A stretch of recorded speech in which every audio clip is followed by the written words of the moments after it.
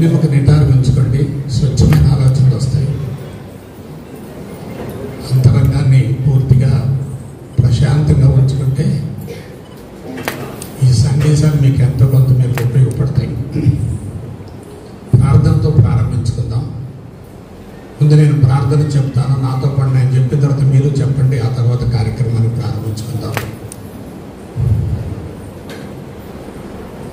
ఓంకార బీజ రూపాయ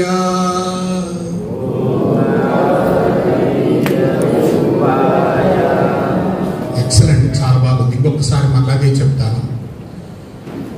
ఓంకార బీజ రూపాయ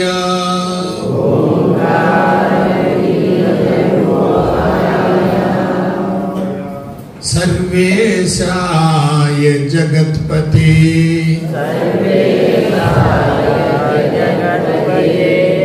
प्रथमाय नमस्तुभ्यं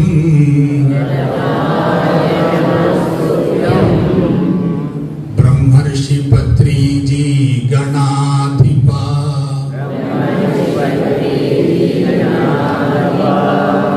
ओम साईश्वराय विद्महे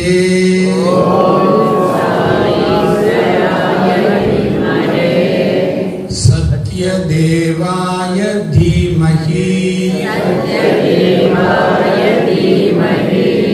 तन्नः सर्वा प्रचोदयात्।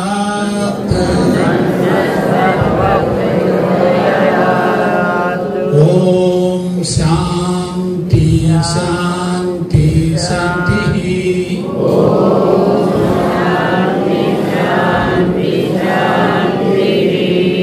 ओम शक्ति रूपाय विद्महे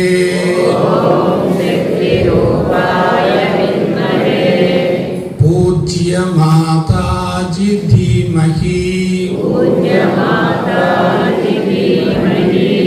तन्नः माता प्रचोदयात्।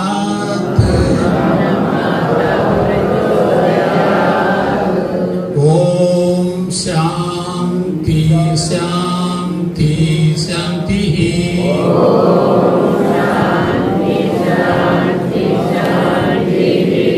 हरि ओम।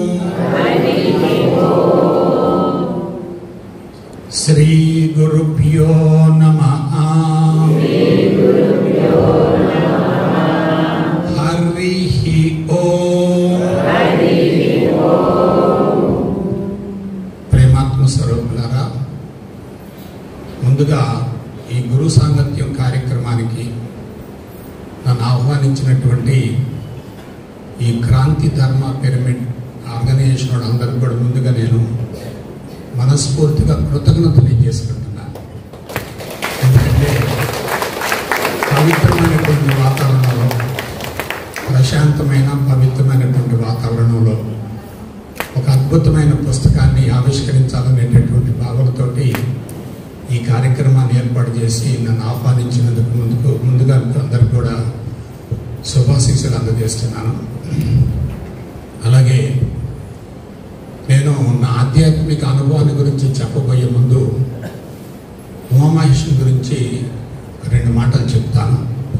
అంతకుముందు స్వామీజీ వారికి, అలాగే పిరమిడ్ నిర్మాణంలో కీలక పాత్ర పోషించినటువంటి మహానుభావులకి, రంగారావు దంపతులకి, అలాగే ఇక్కడ ఆర్గనైజేషన్ అందరికి కూడా మనస్ఫూర్తిగా అభినందనలు తెలియజేస్తూ నా ఆధ్యాత్మిక మహాప్రస్థానాన్ని మీకు తెలియజేయబోయే ముందు క్లుప్తంగా 2 మాటలు ఉమామహేశ్వరి గురించి చెప్తాను.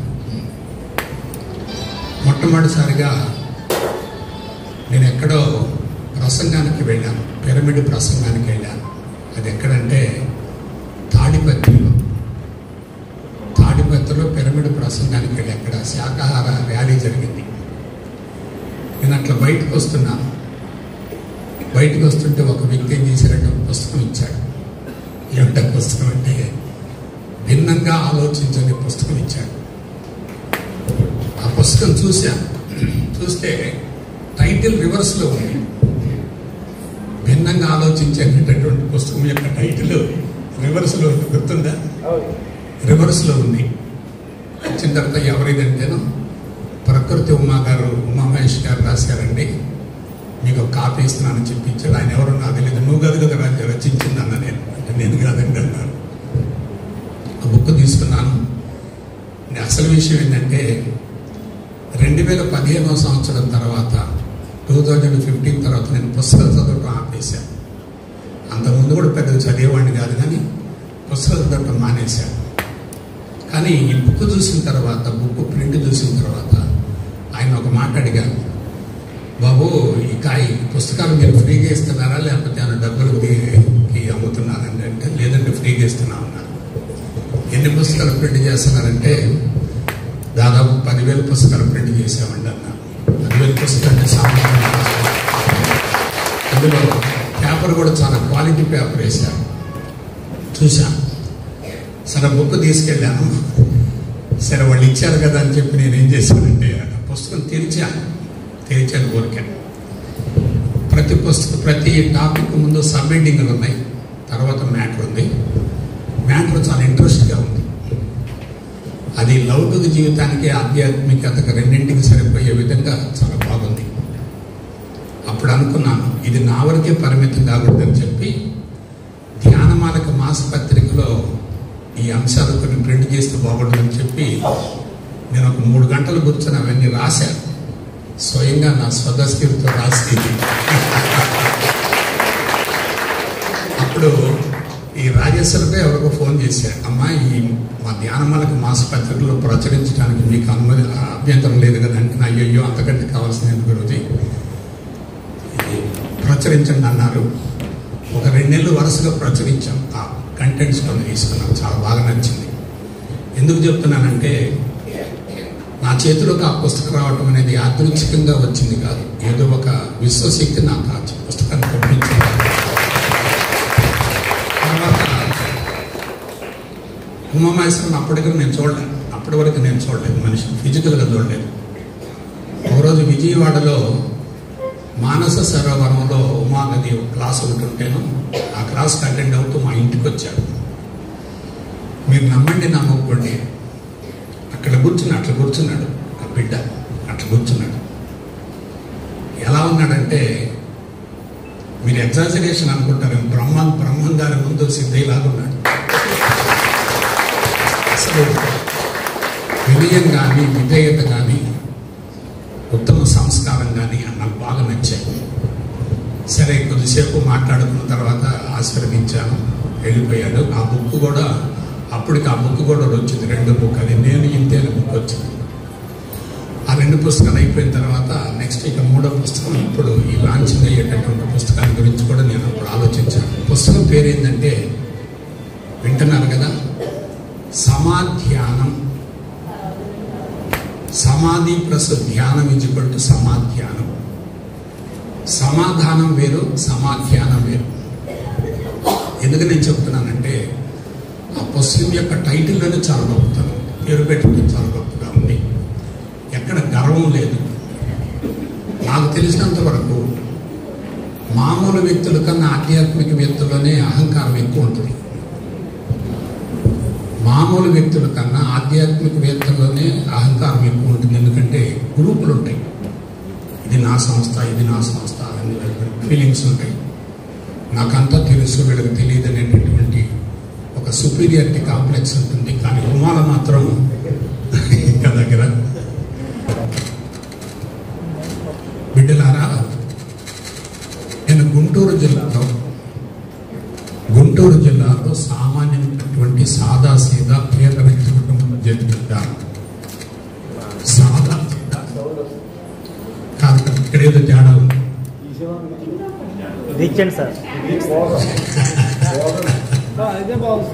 అదే బాగుంది, నాకు కూడా అదే బాగున్నట్టు అనిపించింది.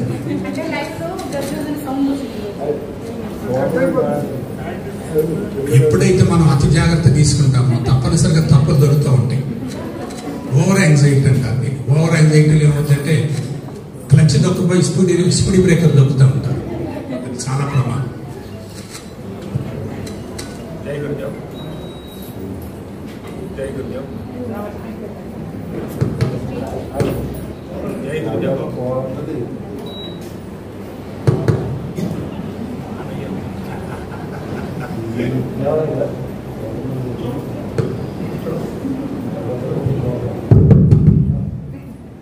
స్వామి చెప్పాడు, సెట్ అయిపోయింది. జై గురుదేవ్. నేను గుంటూరు జిల్లాలో సాదా సీదా పేద రైతు కుటుంబంలో జన్మించాను. వెనుకబడ్డ ప్రాంతంలో జన్మించాను.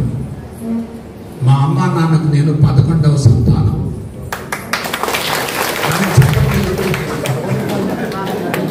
మా అమ్మ నాన్నకు నేను 11వ సంతానం. లాస్ట్ ఇష్యూ 11th ఇష్యూ అంటారు. అయితే నేను పుట్టినప్పటి నుంచి 23-24 సంవత్సరాల వరకు నా జీవితాన్ని గురించి, నా జన్మల గురించి పెద్దగా నేను ఆలోచించలేదు. కానీ ఇప్పుడు ఆలోచిస్తూ ఉంటే కొన్ని ఆసక్తికరమైనటువంటి అంశాలు బహిర్గతం అవుతున్నాయి. అదేమిటంటే, నేను నెలల నిండక ముందే పుట్టాను. అంటే ఎందువల్ల చెప్తున్నానంటే, 11వ సంతానం, ఆఖరి సంతానం. నెలల నిండక ముందే నేను జన్మించాను కాబట్టి ఒక రకంగా ప్రిమేచ్యూర్ బర్త్. ఇప్పుడైతే ఏం చేసేవాళ్ళు అంటే, ఇంక్యుబేటర్లో పెట్టి ఒక నెల రోజుల నుంచి తర్వాత బయటికి తీసే తర్వాత పోషణ చేసేవాళ్ళు. అప్పుడు అది లేదు కదా, ఫెసిలిటీస్ లేవు కదా. నాకంటే ముందు అందరు కూడా ఆడపిల్లలే ఉన్నారు, మగ సంతానం లేరు. ఒక అబ్బాయి పుట్టి చనిపోయాడంట. మా అమ్మ పూజలు చేసి, నోములు చేసి, ఎంతో భక్తితోటి గుడుల చుట్టూ తిరిగి నాకు జన్మనిచ్చింది. అయితే ఆ మనసులో పడ్డది ఏంటంటే, చిన్నగా ఉన్నాడు, బక్కగా ఉన్నాడు, బలహీనంగా ఉన్నాడు, ఈ బిడ్డ బ్రతకడని చెప్పి ఆ మనసులో పడింది. ఈ బిడ్డ బ్రతకడం కష్టమని చెప్పి ఆ మనసులో పడింది.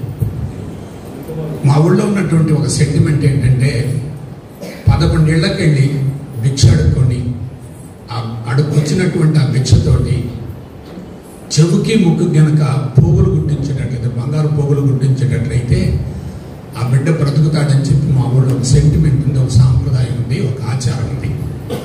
మా అమ్మ ఏం చేసిందంటే, చాట తీసుకొని పోయి ఒడితోటి పౌటి కుంగతోటి 11 ఏళ్లలో భిక్ష అడుక్కొని ఆ భిక్షతోటి నాకు ముక్కు పోగు చెవు పోగు గుట్టించి నాకు భిక్షమి అని పేరు పెట్టింది. ఇది ఒక కోణం. రెండో కోణం చెప్తున్నాను. మా తాతగారు అవధూత. హ్యాండిక్యాప్డ్, 2 కాళ్ళు లేవు ఆయనకి. ఆయన దాదాపు 150 సంవత్సరాల క్రితమే ఆయన ఒకళ్ళని తల మీద భుజాల మీద పెట్టుకొని తీసుకెళ్ళి వేరే గ్రామానికి తీసుకెళ్ళి చదివించి తీసుకొచ్చేవాళ్ళట. ఆయన ఏదనుకుంటే జరిగిపోయేదట.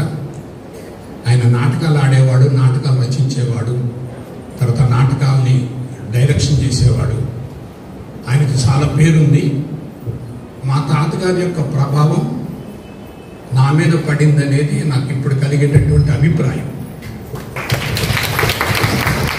సరే, ఆయనకి ఇప్పటికీ ఒక పెద్ద మందిరం కట్టారు.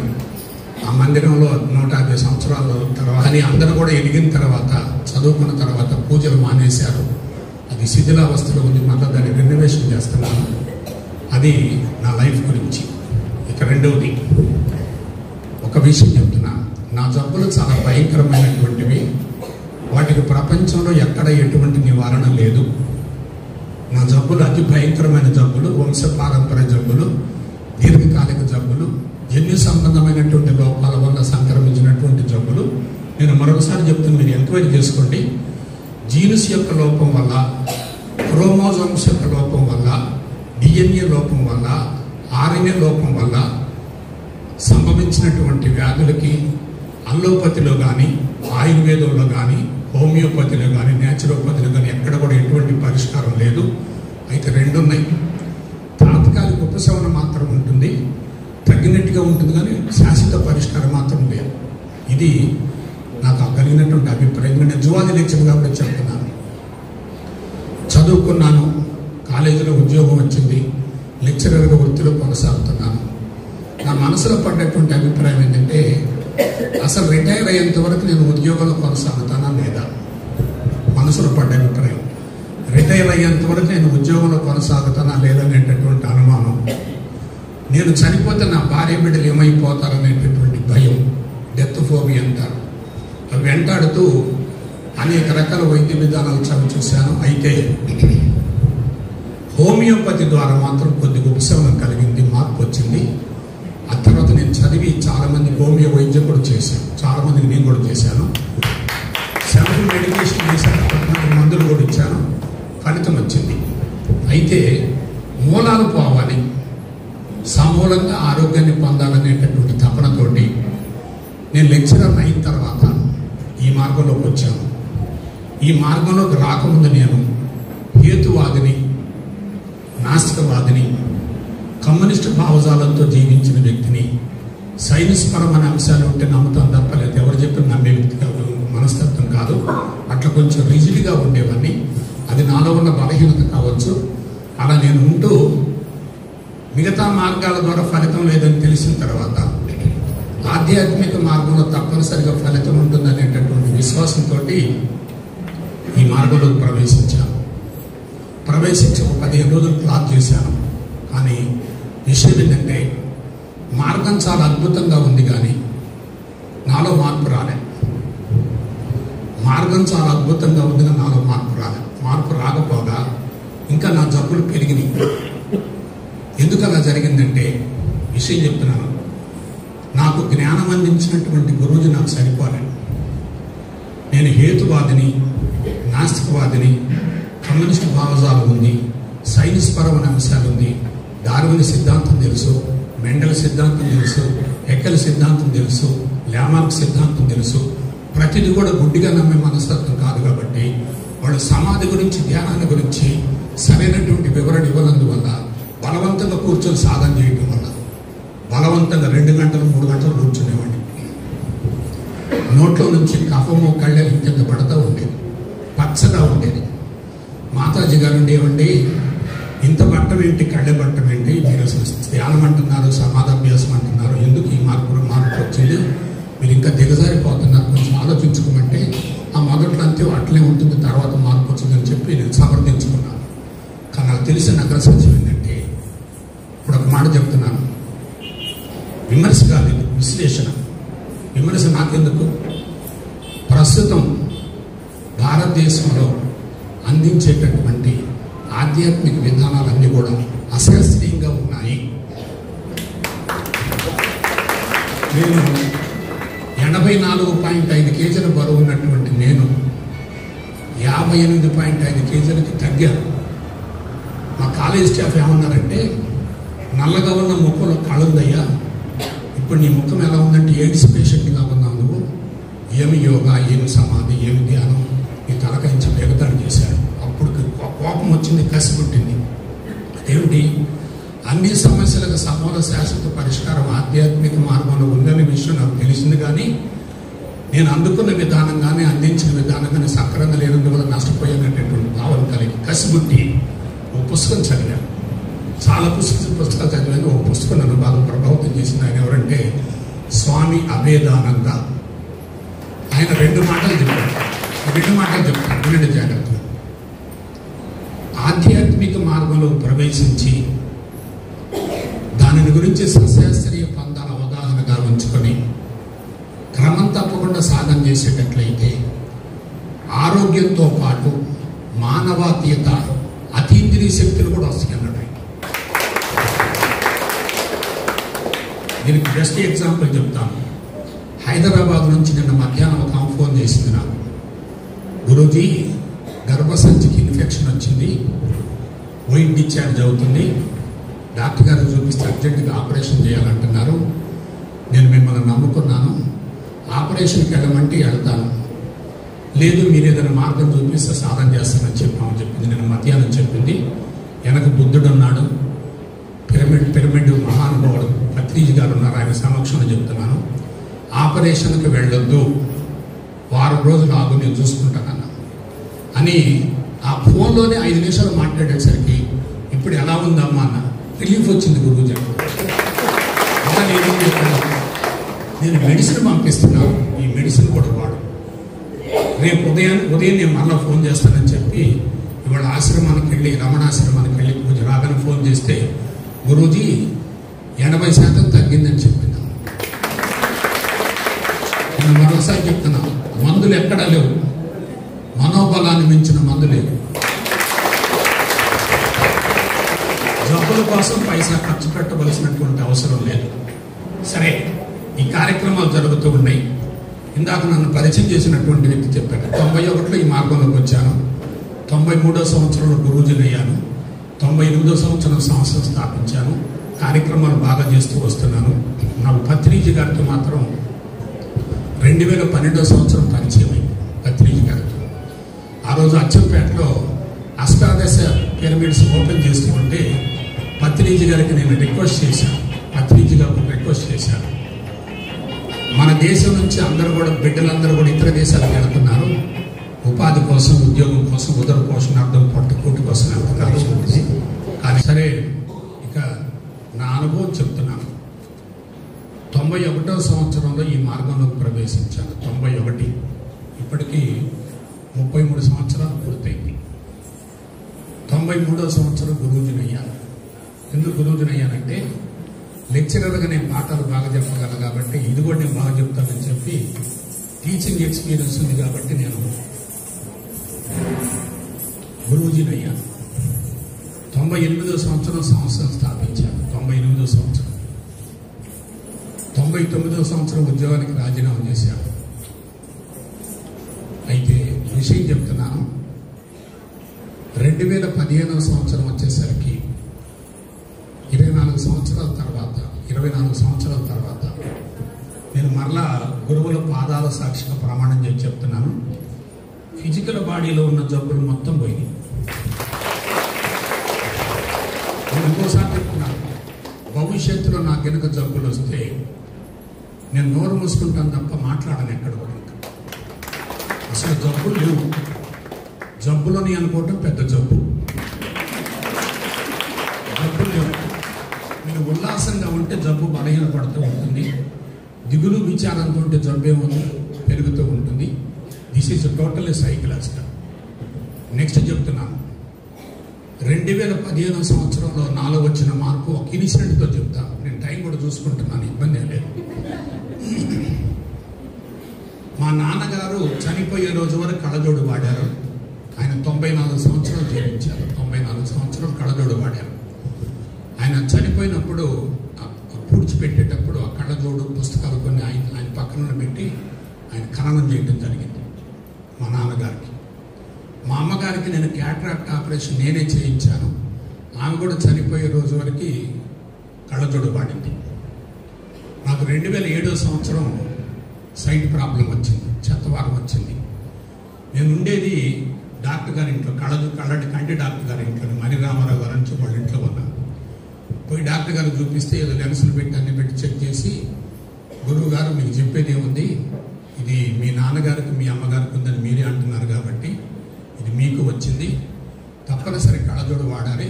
అయితే తెలకుండా మాత్రం మనం జాగ్రత్త పడవచ్చు, కళ్ళజోడు మాత్రం వాడమని చెప్పి కళ్ళజోడు రాసిచ్చారు. ప్రతి 2 సంవత్సరాలు కళ్ళజోడు మారుస్తూ వస్తున్నాను. అయితే అసలు విషయం చెప్తాను, 2015వ సంవత్సరం వచ్చేసరికి 2015 నాటికి కళ్ళజోడు తీసేసాను. ఈ రోజు వరకు కళ్ళజోడు పెట్టండి.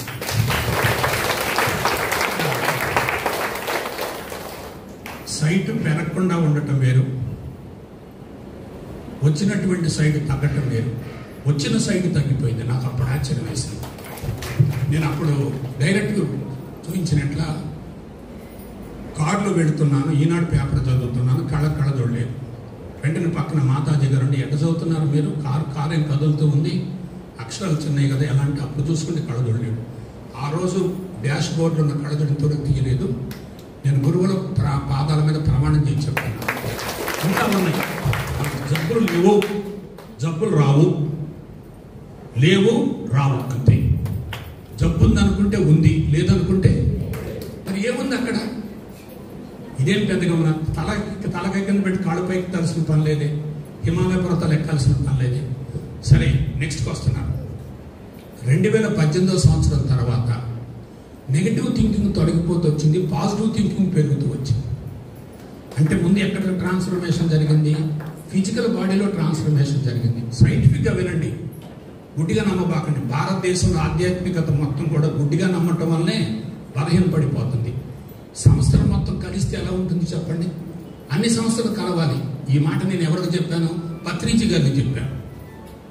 మనం అందరం కలుగుతాం, కానీ రాజకీయ పార్టీలు కాదు కదా, వ్యాపార సంస్థలు కాదు కదా, అందరం కలిస్తే శక్తి పెరుగుద్దని చెప్పండి. నువ్వు చెప్పిన మాట బాగుంది విషయం అని చెప్పాను. 2012లో చెప్పాడు. 2021 తర్వాత మనసులో సంకల్పించింది జరిగిపోతుంది. మనసులో ఏది సంకల్పించినా జరిగిపోతాం. అది అంటే ఏమిటి? మార్పు ఎక్కడొచ్చింది చెప్పండి. మనసులో ఎందుకు చెప్తున్నానంటే దానికి నేను మూలం కూడా చెప్తాను. మానవ జీవితం ఎలా ప్రారంభం అవుతుంది, ఎలా కొనసాగుతుంది, ఎలా ముగుస్తుందో కూడా చెప్తాను. ఏమి లేదు, జీవితం ఎలా మొదలవుతుంది?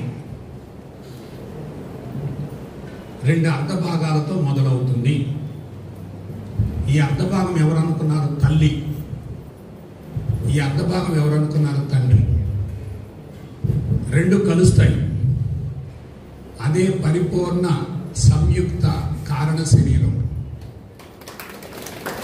సైన్స్ మాటలే కానీ మీరు అర్థం చేసుకోండి. ఎందుకంటే నేను వచ్చాను కాబట్టి మీలో ఒక్కళ్ళకి ఈ కాన్సెప్ట్ అర్థం. అందులో చిన్నపిల్లలు ఉన్నారు, పెద్దవాళ్ళకి చెప్పినా అర్థం కాదు, అర్థమైన ఆచరించలేదు. ఎందుకంటే శరీరం సహకరిస్తే కదా. కానీ వీడు బెటర్. ఇంకా వినండి ఒకసారి. ఇలా మొదలవుతుంది. అర్ధబీజం ఎవరిచ్చారు? తల్లి ఇచ్చింది. అర్ధబీజం ఎవరిచ్చారు? తండ్రి ఇచ్చాడు. 2 కలిస్తే ఏమైంది? పరిపూర్ణ బీజం ఏర్పడింది. ఇది మళ్ళా ఎట్లా విడిపోతుంది? ఇదేమో సూక్ష్మ శరీరం, ఇదేమో స్థూల శరీరం. అది అర్థం కాలేదు కదా. మళ్ళా చెప్తున్నాను, జీవితం ఇలా మొదలవుతుంది. అర్ధబీజం ఎవరిచ్చారు? తల్లి ఇచ్చింది. అర్ధబీజం ఎవరిచ్చారు? తండ్రి ఇచ్చాడు. తల్లి బీజంతో పాటు క్షేత్రం ఇస్తుంది, తండ్రి మాత్రం బీజం ఇచ్చి తప్పుకుంటాడు. ఇక తల్లి ప్రభావం ప్రత్యక్షంగా బిడ్డ మీద ఉంటుంది. ఆ కారణ శరీరం మళ్ళా ఇలా అయిపోతుంది. ఇప్పుడు సీక్రెట్ చెప్తాను. ఇదేమో సూక్ష్మ శరీరం. చెప్పండి. ఇది ఇంగ్లీష్లో మైక్రో బాడీ అంటారు. మైక్రో బాడీ అవసరం నోట్ చేసుకోండి. ఇది స్థూల శరీరం. ఓకేనా? సూక్ష్మ శరీరం కంటికి కనిపించదు, స్థూల శరీరం కంటికి కనిపిస్తుంది. ఇప్పుడు మీతో నేను మాట్లాడుతున్నాను కదా, మాట్లాడుతుంది భిక్షమ యొక్క సూక్ష్మ శరీరమే. మాట్లాడేది, వినేది, రుచి చూసేది, వాసన చూసేది, స్పృశించేది, ఆలోచించేది మొత్తం ఏంటంటే సూక్ష్మ శరీరం. ఇప్పుడు వినండి ఒకసారి ఇది చూడండి ఒకసారి. ఈ సూక్ష్మ శరీరం యొక్క ప్రతిరూపమే ఈ స్థూల శరీరం. ఇప్పుడు మిమ్మల్ని చూసి, స్థూలంగా మిమ్మల్ని చూసి మీ సూక్ష్మ శరీరాన్ని నేను అంచనా వేస్తాను. ఒకసారి నరసరాపేట వెళితే ఒక అబ్బాయి పరిగెత్తుకుంటూ వచ్చి నా సంచి తీసుకొని పోతున్నాడు. ఎవరయ్యా నువ్వన్నా? మీకోసం వచ్చానండి, నా పేరు తిరుపతి రావండి అన్నాడు. ఏంటో ఎందుకు వచ్చేవాళ్ళు? మీతో పర్సనల్గా మాట్లాడాలండి అన్నాడు. ఏంటో చెప్పాను. మీరు రూమ్కి వెళ్ళిన తర్వాత మాట్లాడదామండి, బజార్లో ఎందుకు అన్నాడు. సరే రూమ్కి వెళ్ళిన తర్వాత కూర్చుంటే చెప్పాడు. నేను గతంలో బాగా మెడిటేషన్ చేసేవాడిని అండి, 4 గంటలు కూర్చునేవాడిని. ఈ మధ్య కూర్చోలేకపోతున్నాను, ఇంట్లోనే కొంచెం చీవాట్లు పడుతుంది నాకు. ఏంటి నీ ప్రాబ్లం అన్నా? ఒకటి వెయిట్ తగ్గానండి, జుట్టు రాలిపోతుందండి, విరోచన బద్ధకం వచ్చింది, కొంచెం భార్యతో కూడా కొంచెం ఇబ్బంది వచ్చిందని చెప్పాను. అప్పుడు నేను చెప్పాను. ఈ 4తో పాటు ఇంకా 4 కలిపి చెప్పాను జబ్బులు. ఏం చదువు చెప్తానంటే, సూక్ష్మ శరీరాన్ని చూడగానే స్థూల శరీరాన్ని అంచనా వేయొచ్చు, స్థూల శరీరాన్ని చూడగానే సూక్ష్మ శరీరాన్ని అంచనా వేయొచ్చు. ఇప్పుడు చెప్తున్నాను, ఈ సూక్ష్మ శరీరాలు ఏమంటే అనుకున్నారు? 23 జతల క్రోమోజోములు. క్రోమోజోమ్స్ అనుకోండి, జీన్స్ అనుకోండి, డిఎన్ఏ అనుకోండి, ఆర్ఎన్ఏ అనుకోండి. అది విత్తనం అంటే. తల్లి తండ్రి అందంగా, ఆరోగ్యంగా, సంస్కారవంతంగా, నైతిక విలువలతో ఉండి ఆ బీజాన్ని మనకిస్తే మన శరీరం ఎలా ఉంటుంది? కాబట్టి వినండి, మన ఆరోగ్య రహస్యం భగవంతుడి చేతిలో లేదు. ఎక్కడుంది? తల్లిదండ్రుల చేతిలో ఉంది. మరొకసారి చెప్తున్నాను, భగవంతుడిని బూచును పట్టుకోబట్టి భారతదేశం బలహీనపడింది. భగవంతుడికి మానవ జీవితానికి ఎటువంటి సంబంధం లేదు. నెక్స్ట్ ఇంకొంచెం ముందుకు వద్దాం. తల్లిదండ్రులు ఇద్దరు కూడా చెడు సంస్కారాలు ఇచ్చారు. జీన్స్ దెబ్బతిన్నాయి, క్రోమోజోమ్స్ దెబ్బతిన్నాయి. కానీ కానీ మనం జ్ఞానపరంగా పరిణతి చెందేటట్లయితే పరిపూర్ణ అద్వైత బ్రహ్మ జ్ఞానాన్ని గురించి సద్గురువు ద్వారా తెలుసుకొని క్రమం తప్పకుండా సాధన చేసేటట్లయితే క్రోమోజోమ్స్ మార్చుకోవచ్చు, జీన్స్ను మార్చుకోవచ్చు, DNA మార్చుకోవచ్చు, RNA మార్చుకోవచ్చు. అది ఆధ్యాత్మిక మార్గంలో ఉన్నటువంటి గొప్పతనం. ఎట్లండి మీరు కూర్చున్నారు చెప్తున్నారు, మీరేదో మార్పు వచ్చింది అంటున్నారు, అది మాకు ఎంతవరకు గ్యారంటీ? వినండి ఒకసారి. దీనికి ఒకే ఒక క్వశ్చన్ వేస్తాను. ఈ క్వశ్చన్కి ఆన్సర్ చెప్పాలి. నువ్వెవరివి? గట్టిగా చప్పట్లు కొట్టండి. ఇంకో మాట చెప్పండి. నువ్వెవరివి? ఇంకో మాట చెప్పండి. నువ్వు సాక్షాత్తు భగవంతుడవు. నువ్వు ఆడవాళ్ళు కాదు, వీళ్ళు మగవాళ్ళు కాదు. ఆత్మస్థితిలోకి వెడితే లింగ భేదం ఉండదు. ఇప్పుడు నేను చెప్తాను చూడండి. ఇదిగోండి చూడండి, 5 మాటలు వస్తున్నాయి. నీ లోపలే ఆత్మ ఉంది, నీ లోపలే ప్రేమ ఉంది, నీ లోపలే ఆనందం ఉంది, నీ లోపలే దివ్యత్వం ఉంది. ఇంకో మాట చెప్పనా? నీ అంతరంగమే నీ గురువు. మళ్ళీ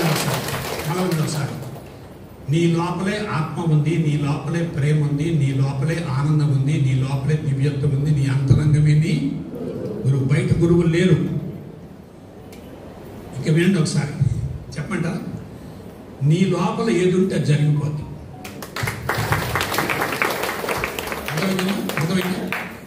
ఇప్పుడు చెప్పండి, మీ లోపల చెడు ఉంటే మంచి ఉంటే, ఇప్పుడు అందరిలో చెడు ఉందా మంచి ఉందా? గడదు గుడ్డు చెడే ఉంది. Yes, correct. చూసుకోండి కావాలంటే. ఎందుకు అనుకున్నారు? టీవీలలో వచ్చే వార్తలు చెడే, సెల్ ఫోన్లో వచ్చేటటువంటి సమాచారం చెడే, కుటుంబాల్లో జరిగేటటువంటి విషయాలు మొత్తం చెడే, విద్యా వ్యవస్థలో ఉన్నటువంటి విషయాలు మొత్తం చెడే, ఆర్థిక పరమైన అంశాలు మొత్తం చెడే. చెడేమవుతుంది? పెరుగుతుంది. మళ్ళీ వినండి ఒకసారి. లోపల ఎదుంటే బయట అది కనపడుతుంది. యద్భావం తద్భవతి. ఇంకొక మాట్లాడుతున్నాను. నీ అంతరంగమే నిన్ను నడిపిస్తుంది. కాబట్టి భగవంతుడి ద్వారా నీ జీవితం కొనసాగే ప్రసక్తి లేదు. నీ జీవితానికి నా జీవితానికి ప్రత్యక్షంగా మూలకారకులు తల్లిదండ్రులు, పరోక్షంగా భగవంతుడు. మళ్ళీ భగవంతుడు మాట చెప్పకపోతే మీకు కోపం వచ్చింది నాకు తెలుసు. పరోక్షంగా భగవంతుడు, ప్రత్యక్షంగా తల్లిదండ్రులు. ఏమి ఇచ్చారు వాళ్ళు? కర్మల మోటిచ్చారు, కర్మల మాలిచ్చారు, సంచిత కర్మలు ఇచ్చారు, సంచిత కర్మల యొక్క మూట ఇచ్చారు. ఆ మూటలో చెడు ఉందనుకోండి, మనం ఏం చేయాలి? ముందు కూర్చోటంగా చెప్పాలి. సపోజ్ మీరు బజార్కి వెళ్ళి వచ్చారండి, బజార్కి వెళ్ళి కూరగాయలు తీసుకొచ్చారండి. పుచ్చిపోయిన కూరగాయలు కొన్ని ఉన్నాయి, మంచి కూరగాయలు కొన్ని ఉన్నాయి. మీరు ఏం చేయాలి? మూట ఇప్పిన తర్వాత పుచ్చిపోయిన మొత్తం తీసి అవే చెడు సంస్కారాలు. ఇప్పుడు విషయం చెప్తానండి. ఎవరైతే 5 ప్రశ్నలకు సమాధానం పొందగలుగుతారో, వాళ్ళు నేను భగవంతుడను అనేటటువంటి అంశాన్ని అనుభవంలోకి పొందుతారు. తెలుసుకోవటం కాదు, ఇది 3 సెకండ్లు పడుతుంది, కానీ అనుభవం రావడానికి 3 జన్మలు పడుతుంది. తెలుసుకోవటం కాదు, వద్దు. వినండి ఒకసారి, ఇటు ఒకసారి చూడండి. నేను ఎవరు? First point. నేను ఎవరు చెప్పండి. ఇది భగవంతుడను ఆత్మ తీసి. నేను ఎవరంటే, నేను ఎక్కడి నుంచి వచ్చాను? భగవంతుడి నుంచి వచ్చాను. ప్రత్యక్షంగా తల్లిదండ్రులైతే, పరోక్షంగా భగవంతుడిని విస్మరించకూడదు. నేను భగవంతుడిని వచ్చాను. మూడోది, ఈ చరాచర జగత్తు దేని నుండి ఆవిర్భవించింది? భగవంతుడి నుంచి.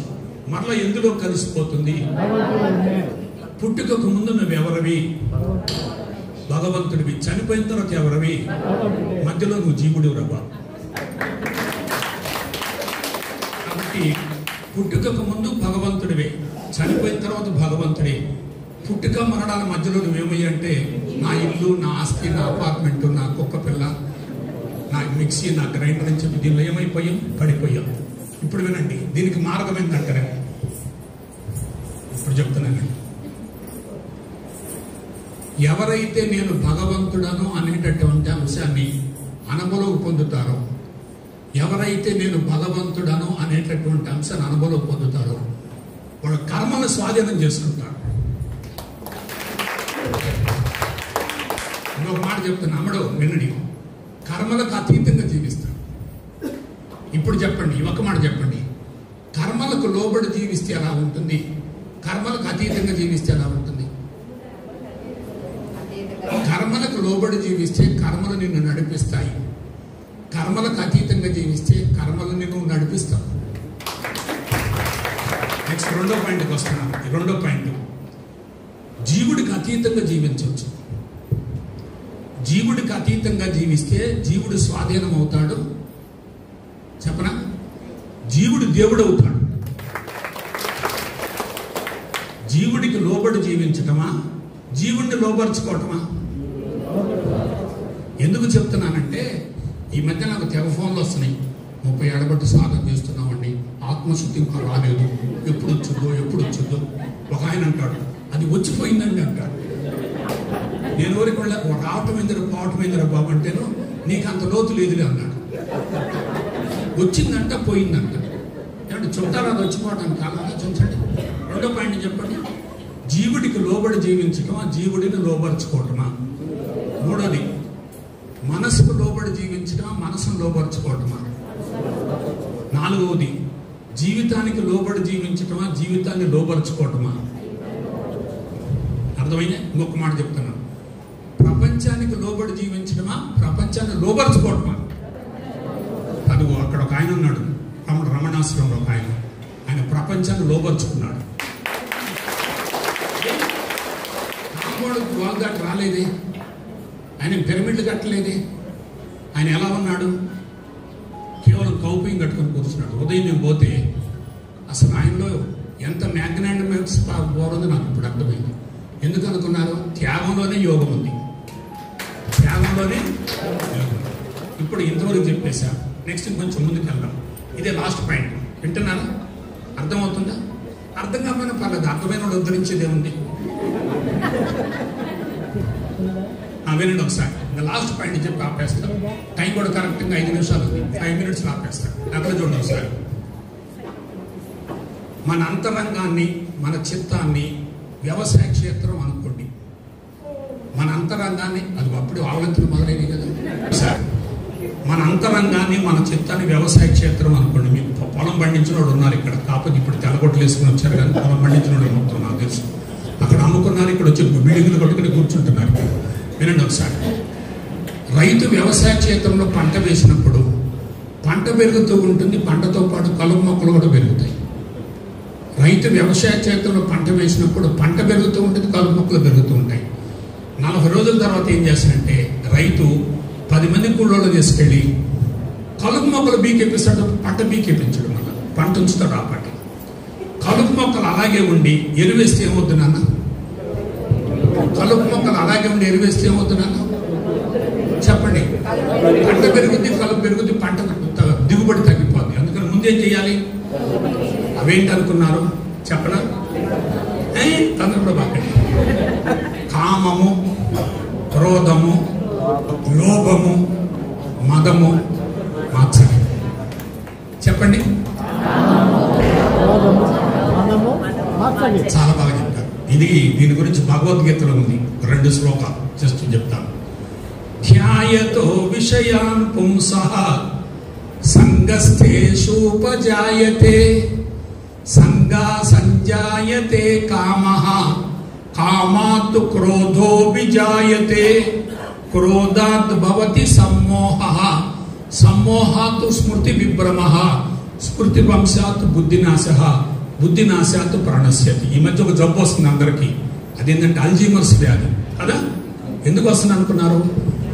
మతిమరుపు పెరుగుతుంది, జ్ఞాపకశక్తి పడిపోతుంది, ఏకాగ్రత పడిపోతుంది. కాబట్టి ముందు చెడు మొక్కలు తీసేయాలి, కలుపు మొక్కలు తీసేయాలి. వాటిని ఏమంటారంటే ఇనప సంఖ్యలు అంటారు. తర్వాత ఏం చేయాలి? పంట తీసేయాలి. ఎప్పుడు? పండిన తర్వాత తీసేయాలి, ముందే తీసేయటం కాదు. ముందు రైతు ఏం చేస్తాడు? కలుపు మొక్కలు మొత్తం తీసేసి తర్వాత ఏం చేస్తాడంటే పంట కోసుకొని మళ్ళా తర్వాత ఏం చేస్తాడు? ముందు వరేస్తాడు, తర్వాత మినుము వేస్తాడు, లేకపోతే పసుపు వేస్తాడు, ఇష్టం వచ్చిన పంట వేసుకుంటాడు. ముందు క్షేత్రాన్ని క్లీన్ చేయాలి. ముందు ఇనప సంఖ్యలు, తర్వాత బంగారు సంఖ్యలు. అమ్మడు వినండిరా, ఇనప సంఖ్యలు బంగారు సంఖ్యలు రెండు తీసేస్తే అక్కడ ఏముందిరా?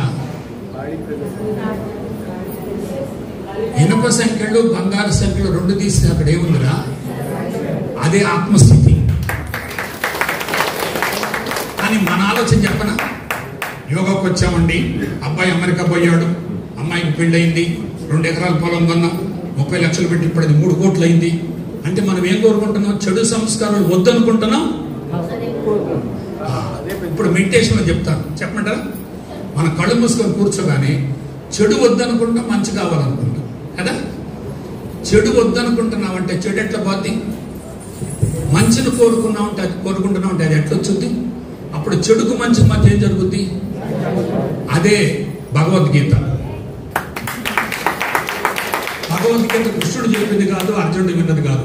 భగవద్గీత అనుకున్నారు, పార్థాయ ప్రతిబోధితాం భగవతాం నారాయణేన స్వయం వ్యాసేన గ్రథితాం పురాణమునినాం మధ్యే మహాభారతం. అందులో ఏముందనుకున్నారు చెప్పనా? అద్వైతామృత వర్షిణీం భగవతీం అష్టాదశాధ్యాయినీం అంబత్వామనుసందదామి భగవద్గీతే భవద్వేషిణి. 2 మాటలు చెప్తాను. భగవంతుడు ఎక్కడ ఉన్నాడు అనుకుంటే ద్వైతం, ఎదురుగా ఉన్నాడు అనుకుంటే విశిష్టాద్వైతం, లోపల ఉన్నాడు అనుకుంటే అదే అద్వైతం. ఇప్పుడు నేను భగవంతుడను అని అనుకోని కళ్ళు మూసుకోండి. ఇప్పుడు కదా నా ప్రసంగం ఆగిపోద్ది, మన శ్రమ చెప్పాలి. ఇంటికి వెళ్ళిన తర్వాత మీరు ఎంతప్పటికీ నాకు ఆత్మస్థితి ఎప్పుడు వచ్చుద్దో అంటారు. అది కాదు, జ్ఞానపరంగా పరిణతి చెందిన తర్వాతనే మెడిటేషన్లో కూర్చోవాలి. మీరు కొన్నట్టు వంట నేర్చుకున్న తర్వాత వంట చేయాలి, కానీ వంట నేర్చుకోకుండా వంట చేస్తే ఎట్లా? ఈత నేర్చుకున్న తర్వాత బావిలోకి దూకాలి, కానీ ముందే దూకితే ఏమవుతుంది?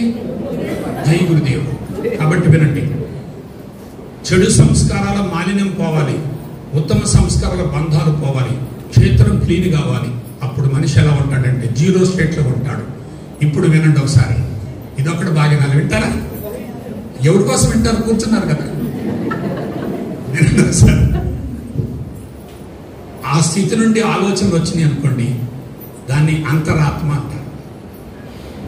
అంతరాత్మ, ఉమా అంతరాత్మ. చెప్పండి ఒకసారి. ఆ స్థితి నుండి నీకేమొస్తాయి అనుకున్నారు? నాకు ఇల్లు కావాలి, పొలం కావాలి, డబ్బులు కావాలి, రావు. ఆదర్శ ప్రపంచం రావాలి, ఆధ్యాత్మిక ప్రపంచం రావాలి, ప్రేమ ప్రపంచం రావాలి. సుభాష్ పత్రిజీ కన్నటువంటి కళలు నెలవేరాలని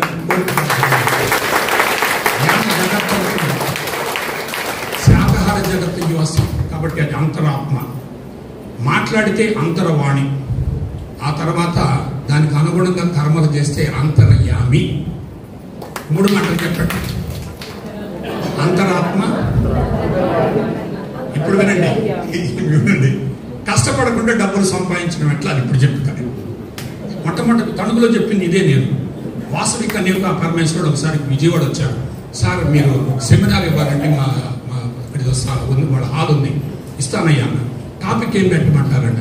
కష్టపడకుండా డబ్బులు సంపాదించడం ఎట్లా అని పెట్టుకోమన్నా. వచ్చారు, గుంపులు వచ్చారు, కొంతమంది సంచులు కూడా తీసుకుని వచ్చారు, డబ్బులు వస్తాయి. ఏం లేదు, వినండి ఒకసారి. కళ్ళు మూసుకున్న తర్వాత అంతరాత్మ నుండి ఆలోచించు, అంతరవాణి నుండి మాట్లాడు, అంతర్యామి నుండి కర్మలు చెయ్యి. 0 స్టేట్కి వెళ్ళావు. వింటున్నారా? మీ అబ్బాయి ఉద్యోగాల గురించి ఆలోచించబాకు, మీ అబ్బాయి పెళ్లి సంబంధం గురించి కూడా ఆలోచించబాకు. మన ఇంటికే వస్తాయి సంబంధాలు. ఎందుకు? ఇక్కడ ఏముంటే జరిగిపోద్ది కదా.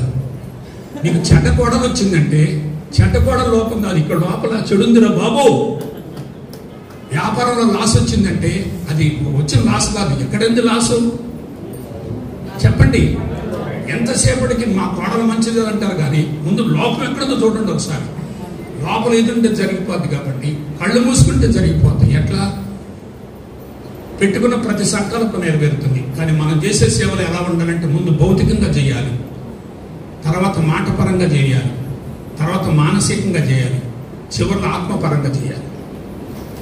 నేను భగవంతుడు అనేటటువంటి విషయాన్ని అనుభవం పొందిన తర్వాత నువ్వు అనుకుని మొత్తం నెరవేరుతాయి. అంటే ఇప్పుడు అనుకోబాగండి, చంద్రమండలో ప్లాట్ కొనాలి, మరి సామాన్యుల మనోళ్ళంతా వద్దు.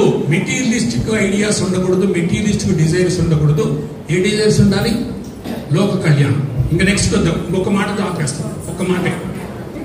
ఇలా ఒక 4 ఏళ్ళు 5 ఏళ్ళు 10 ఏళ్ళు జీవించిన తర్వాత ఈ ప్రపంచంలోకి వచ్చాను. నా కార్యక్రమాలు పూర్తయ్యాయి. నేను ఎవరిని? దేవుణ్ణి. నేను ఎక్కడికి వెళ్ళాలి? భగవంతుడిలోకి వెళ్ళాలి. భగవంతుడు నిరాకారుడు, నిరంజనుడు, నిర్గుణుడు. ఆయన నుంచి వచ్చినోడు ఈ దేవుళ్ళు మొత్తం, బ్రహ్మ విష్ణు మహేశ్వరుడు మొత్తం కూడా. కాబట్టి ఏమనుకోవాలి? పాంగినకి ఏ విధంగా కుబుసం విడిచిందో ఆ విధంగా ఈ దేహాన్ని వదిలిపెట్టి ప్రశాంతంగా విశ్వంలో కలిసి, అది కూడా ఎలాగ చెప్పనా? పద్మాసనం వేసుకొని ప్రశాంతంగా టిఫిన్ చేసి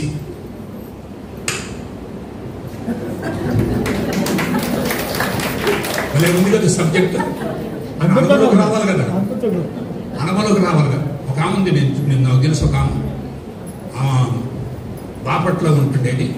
ఆమెకు 2వ పని ఉండదు, నామస్మరణ తప్ప ఏం తెలియదు, అసలు ఇంటి విషయాలు కూడా తెలియదు. ఈయన ఎట్లా చచ్చిపోతే తెలుసుకున్నాను కానీ నేను ఆలోచిస్తూ ఉండేవాడు. ఇంటికి పోయినప్పుడల్లా నన్ను ఎంత రెస్పెక్ట్ ఇచ్చేది. పద్మాసనం వేసుకొని కూర్చుంటే అసలు కదలనే కదలదు. ఏంటబ్బా అనుకున్నా. తర్వాత వాళ్ళ అబ్బాయి వచ్చాడు విజయవాడకి. ఏమన్నా నాన్న, మీ అమ్మగారికి మన పోయింది గురువుగారు అన్నాడు. ఎంతకాలం అయిందన్న? 6 months అయింది, నెల పోయింది. పొద్దున్నే టిఫిన్ చేసింది, 3 ఇడ్లీ తిన్నది, ప్రశాంతంగా మెడిటేషన్ కూర్చొని పోయింది. దాన్ని ఏమంటారు తెలుసు చెప్పట? అనాయాస సునాయాస మరణం. హాస్పిటల్లో చచ్చిపోకూడదు, వెంటిలేటర్స్ పెట్టకూడదు, సెలైన్ పెట్టకూడదు, మందులు ఆడకూడదు. ఇచ్చా మరణం అంతే, ముఖం కడదగ్గదు. బలవంతం మరణం అయితే ముఖం కడదక్కుద్ది, జుట్టంతా రాలిపోద్ది. ఇక్కడ పెడతారు వాళ్ళు, ఇక్కడ పెట్టి కదలనీ రేఖ. చనిపోయినా సరే ఇంకా కంటిన్యూ చేస్తూనే ఉంటారు వాళ్ళు. కాబట్టి బిడ్డలారా, ఈరోజు ఈ సజ్జన సాంగత్యానికి నన్ను ఆహ్వానించినటువంటి నా ముద్దు బిడ్డ ఉమాకు ముందుగా శుభాశీస్సులు అందిస్తూ, ఆయన అందించేటటువంటి ఆ పుస్తకం చాలా బాగుంది. రాత్రి చూశాను, డిస్కషన్ కూడా జరిగింది. సో అలాగే స్వాముల వారికి, వీరికి అందరికి కూడా ఈ సందర్భంగా ధన్యవాదాలు తెలియజేసుకుంటూ మీ అందరికీ శుభాశీస్సులు, శుభాభినందనలు అందిస్తూ సెలవు తీసుకుంటా. జై గురుదేవ్, జై గురుదేవ్. గట్టిగా ఇంకా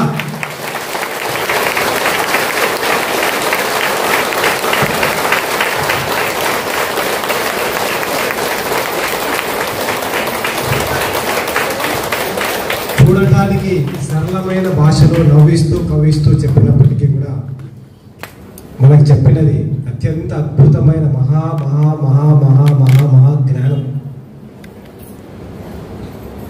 ఈ ఒక్కరోజు వింటే సరిపోయేది కాదు.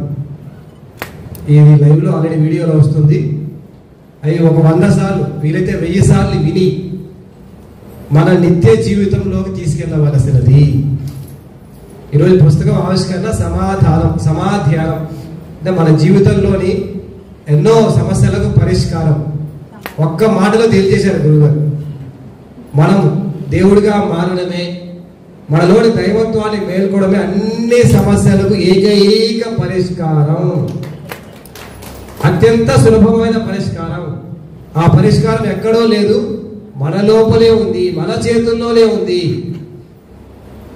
లౌకికమైన కోరికలకు ఇంకా 5 రోజులు.